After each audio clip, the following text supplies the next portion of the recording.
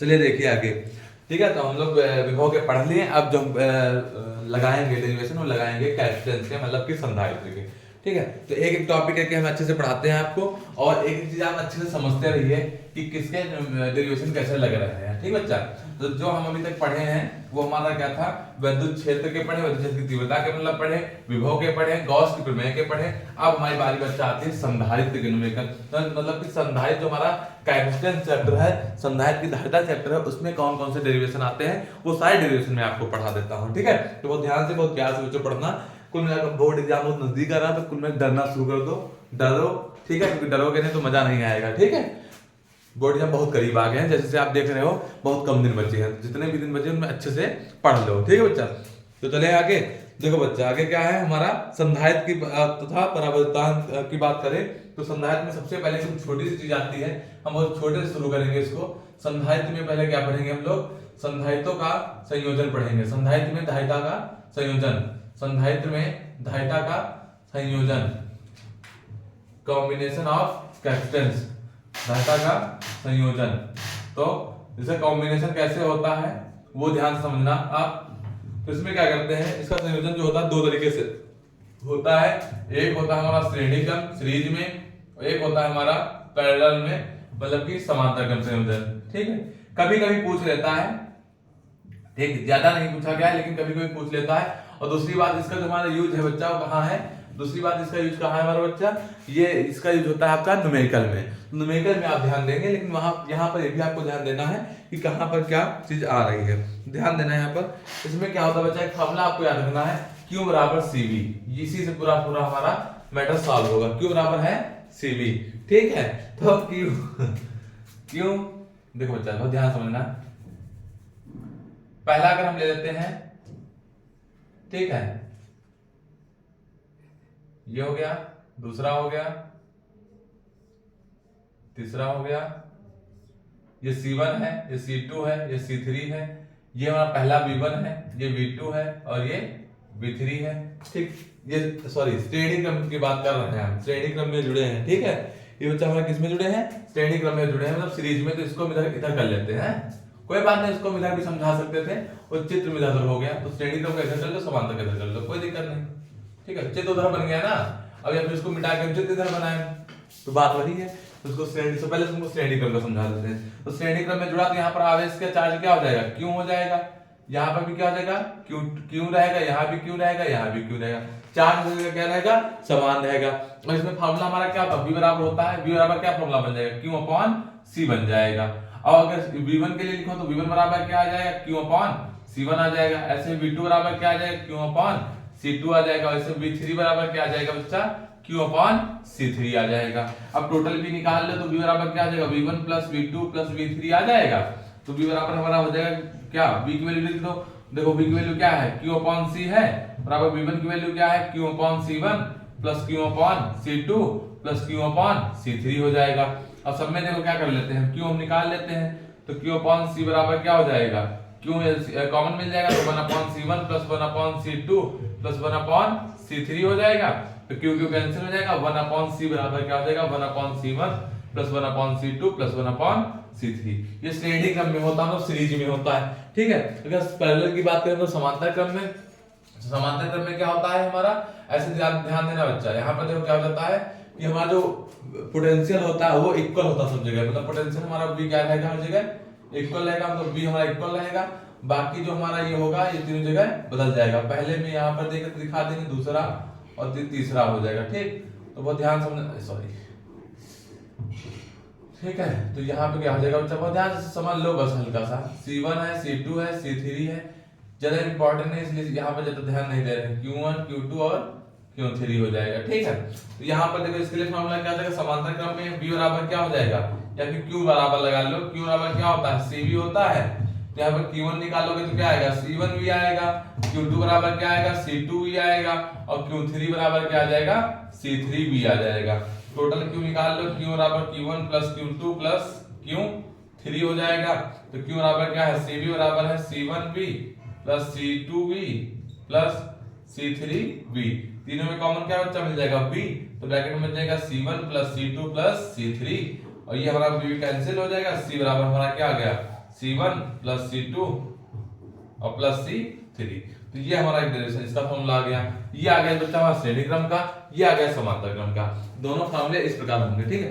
तो वो सिंपल सी बात है, वो सरल सी चीज है, लेकिन हम हर चीज की शुरुआत बहुत छोटे से करेंगे, सरल चीज से करेंगे, और आपको पूरा हम पहाड़ खोद के दिखाएंगे, ठीक है।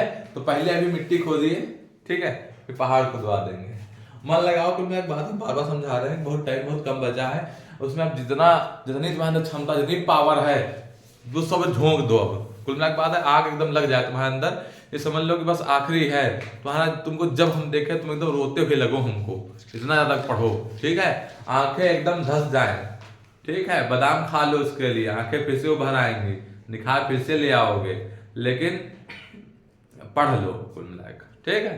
पढ़ाई बहुत करो इस समय, पढ़ाई में तुम ना कमी रखो, पढ़ाई करते रहो, ठीक है। देखो नेक्स्ट डेरिवेशन की तरफ चलते हैं, ठीक। तो ये आप बहुत अच्छे से पढ़ लो, इसको हम मिटाते हैं, फिर देखो नेक्स्ट डेरिवेशन क्या है। देखिए बच्चा, आगे क्या लगाते हैं हम लोग, आवेशित चालक की स्थिर ऊर्जा लगा देंगे, ठीक। देखिए आगे, आवेशित चालक की अगर स्थिर ऊर्जा निकालते हैं तो क्या हो जाएगा इसका फॉर्मूला, ठीक है। ध्यान देना है, यहाँ पर क्या कर देते हैं हम लोग, अब हम लोग निकाल लेंगे आवेशित चालक की स्थिर ऊर्जा।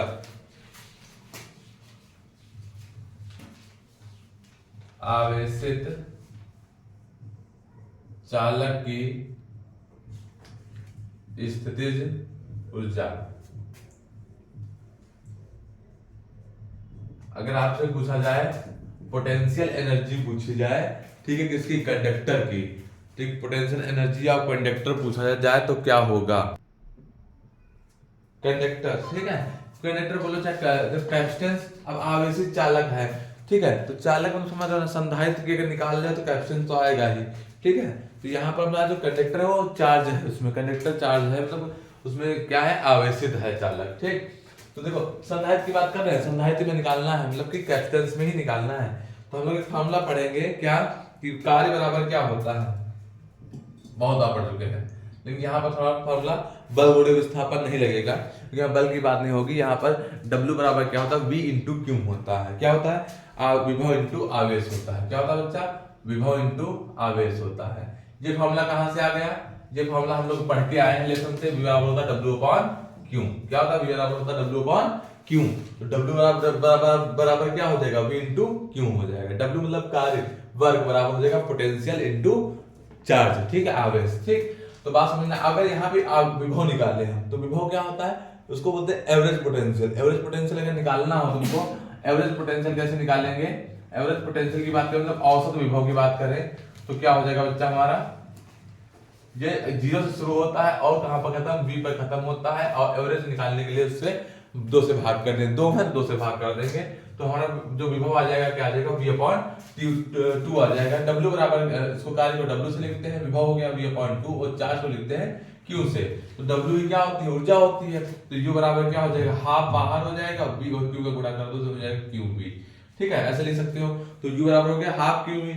अब एक हमने फॉर्मूला पढ़ा था, Q बराबर होता है CV, तो Q बराबर CV रख दोगे तो U बराबर क्या हो जाएगा, हाफ, और Q जब रख दो CV इंटू में एक और V है, तो U बराबर क्या हो जाएगा, हाफ CV स्क्वायर हो जाएगा। तो ये जो हाफ CV स्क्वायर आया, ये भी क्या है, एक प्रकार का फार्मूला है, ठीक है, ये भी क्या है, एक प्रकार का फार्मूला है। दूसरा देखो, अगर C बराबर, अगर हम Q बराबर CV ना लगाए, यहाँ पर C बराबर क्या लगाते हैं, C बराबर क्या हो जाएगा, Q अपॉन V हो जाएगा, क्या हो जाएगा, Q अपॉन V।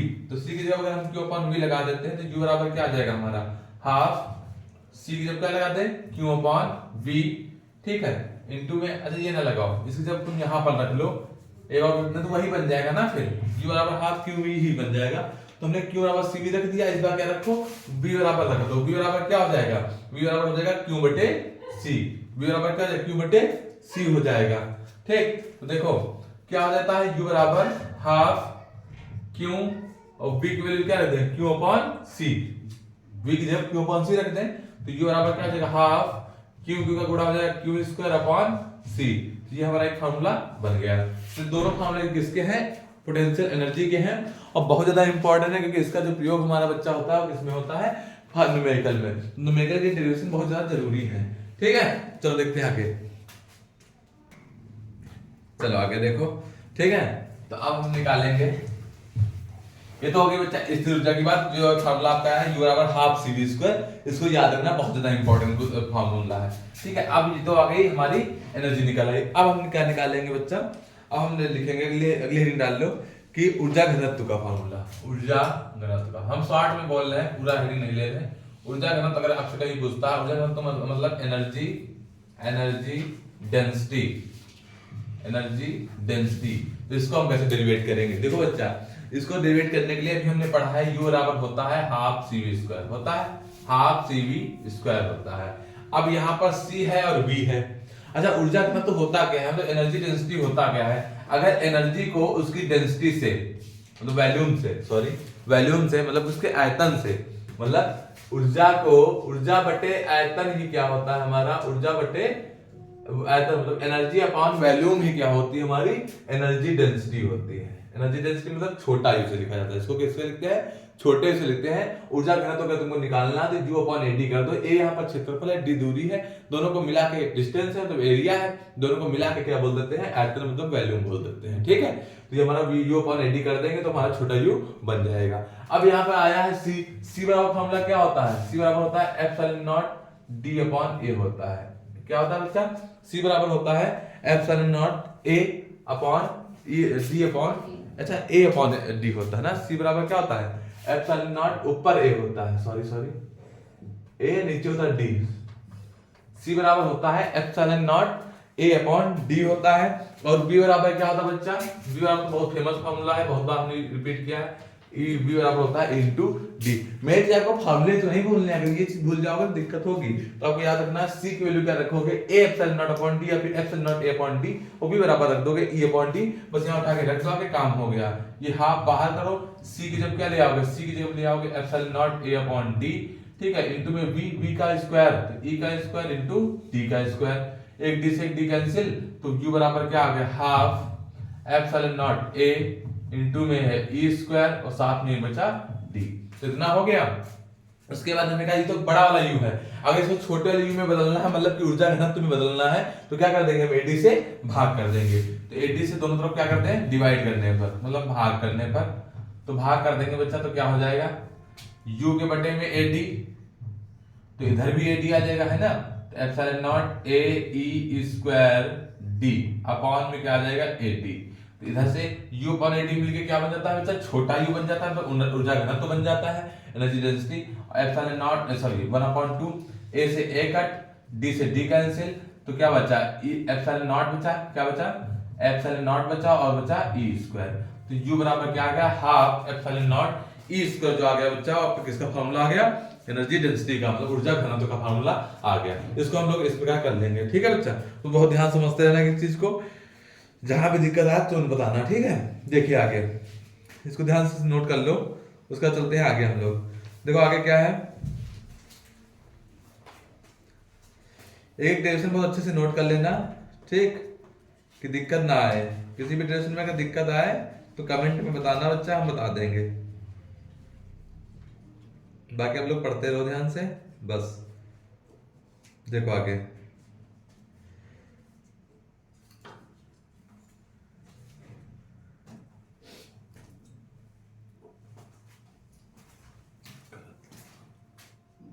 अपने हाथ, हेलो चलो देखो आगे, हेड डालो बच्चा आगे।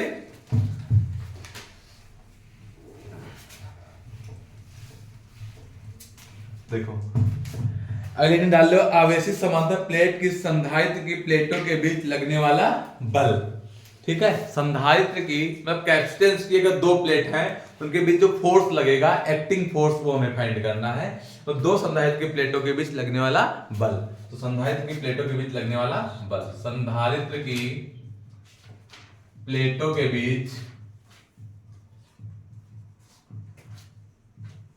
लगने वाला बल, हम डायरेक्ट लिखते हैं बल, फोर्स निकालना है, ठीक। दो कैपेसिटेंस की प्लेटों के बीच क्या लगाना है, फोर्स। फोर्स का फॉर्मूला क्या आएगा, तो क्या देखना, फोर्स जो होता है हमारा, वो पहले U निकाल लेंगे। U बराबर क्या होता है, हाफ CV स्क्वायर होता है, हमने भी पढ़ा था। एक जगह बता दें आपको, अभी हमने एक फॉर्मूला भी बताया था, Q बराबर CV होता है। तो सी बराबर क्या हो जाएगा, क्यू अपॉन बी हो जाएगा।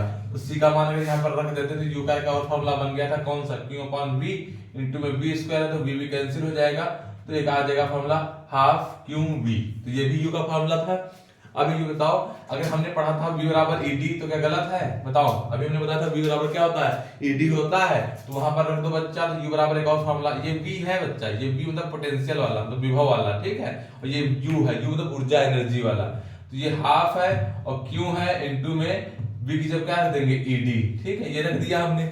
अब क्या होता है बच्चा, सब लोग जानते हैं कि किया गया जो कार्य होता है वो ऊर्जा के बराबर होता कि नहीं होता है, जल्दी बताओ। मतलब जो वर्क होता है वो एनर्जी के इक्वल होता है कार्य ही ऊर्जा है, पढ़ते आ रहे हो, तो कार्य ही ऊर्जा है, कर्म ही ऊर्जा है, ठीक है।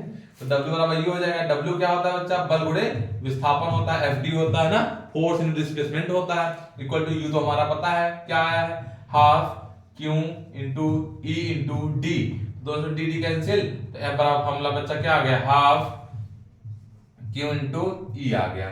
ये फॉर्मूला हमारा किसका मिल गया, फोर्स का मिल गया, ठीक है बच्चा। तो बहुत ध्यान से इसको भी कर लो, एक एक डेरिवेशन आपको करा रहे हैं कि कोई भी डेरिवेशन आपका छूटे ना, एक भी डेरिवेशन में नहीं छोड़ूंगा, सारे डेरिवेशन आपको करा दूंगा, इसके जितने भी हैं, ठीक। बहुत ध्यान से, बहुत प्यार से एक एक डेरिवेशन कर लो। चलिए देखिए अगला डेरिवेशन,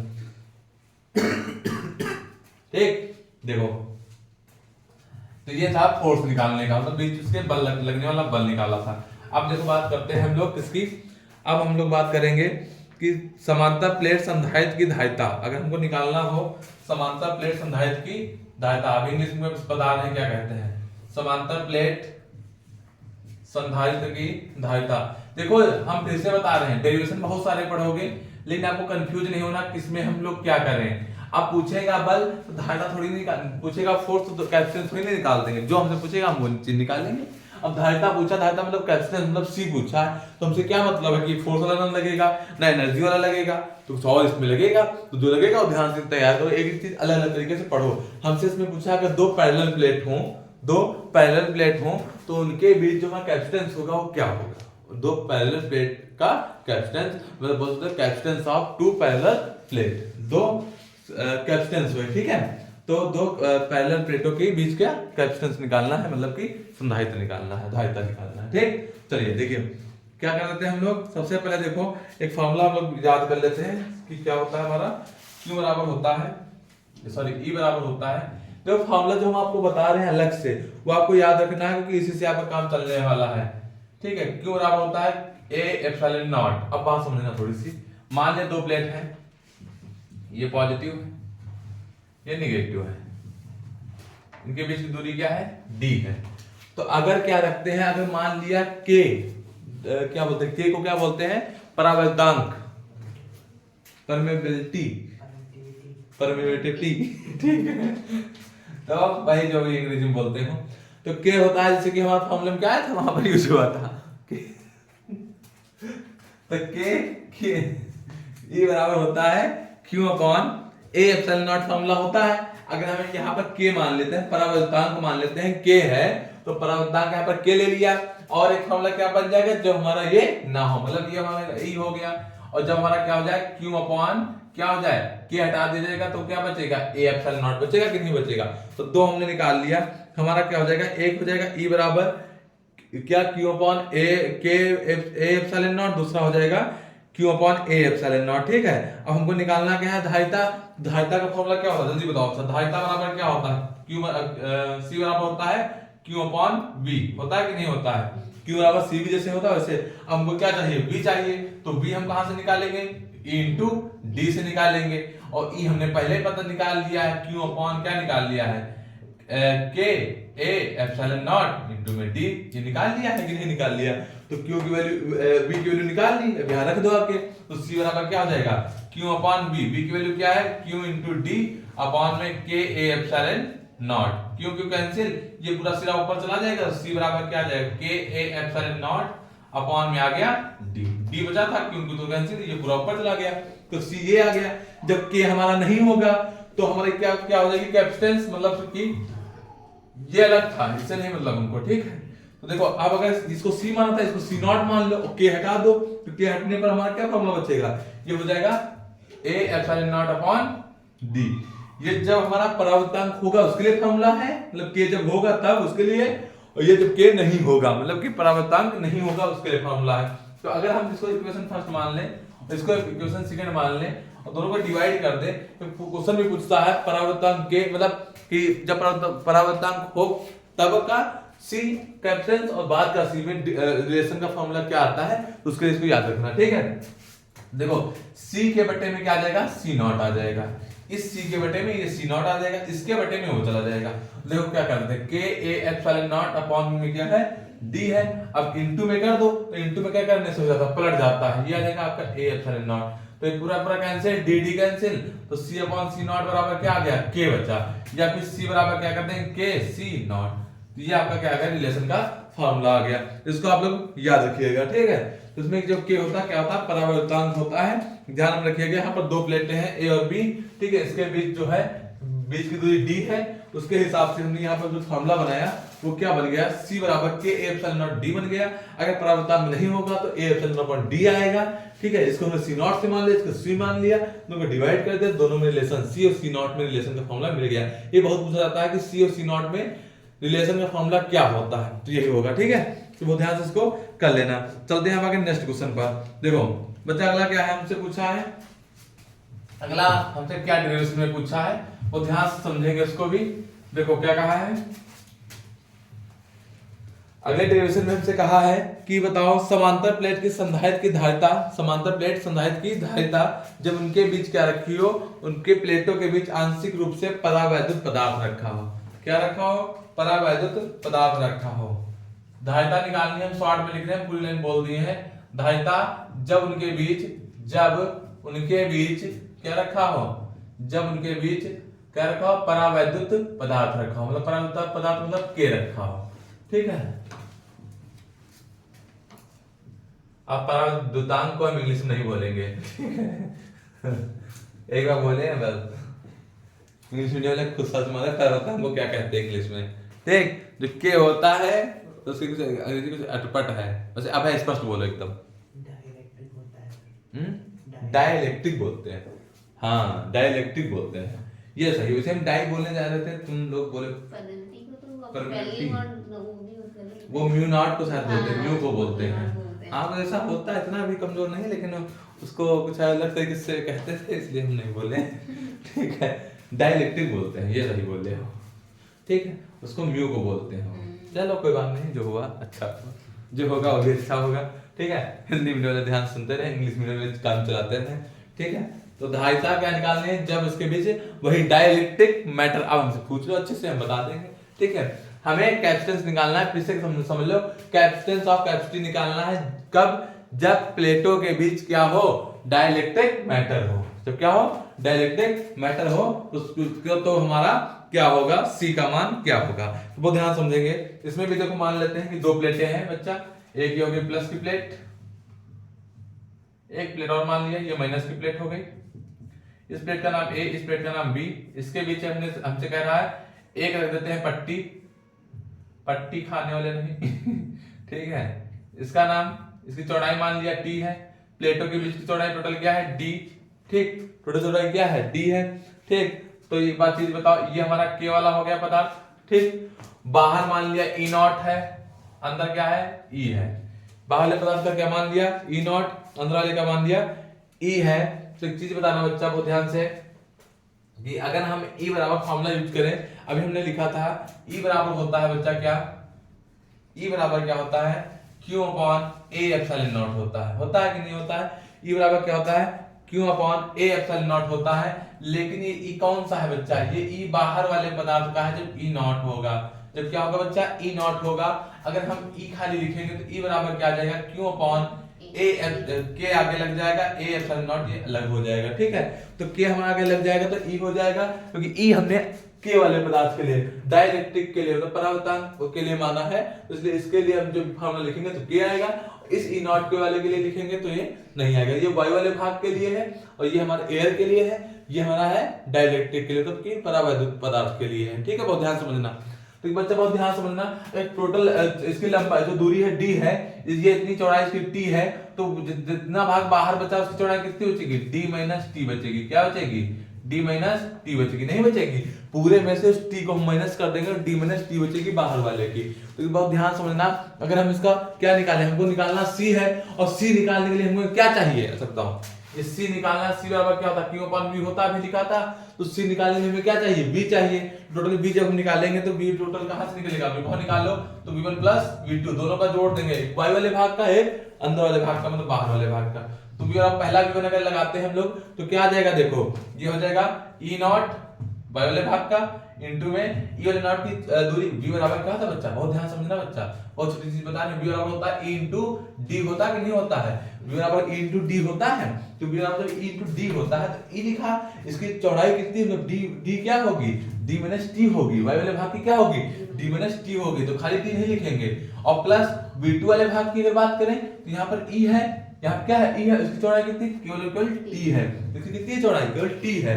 तो e इंटू डी तो होता है, लेकिन d की वैल्यू क्या है यहाँ पर, उसको बहुत ध्यान में रखिएगा बच्चे, तुम लोग यही भूल जाते हो कि e नॉट वाले की चौड़ाई d माइनस t और e के साथ आ गया t, ठीक है। v बराबर होता है e इंटू डी ही होता है, लेकिन यहाँ पर d की वैल्यू आप लोग ध्यान रखिएगा कि किसको हम यूज कहां पर करेंगे, ठीक है बच्चा।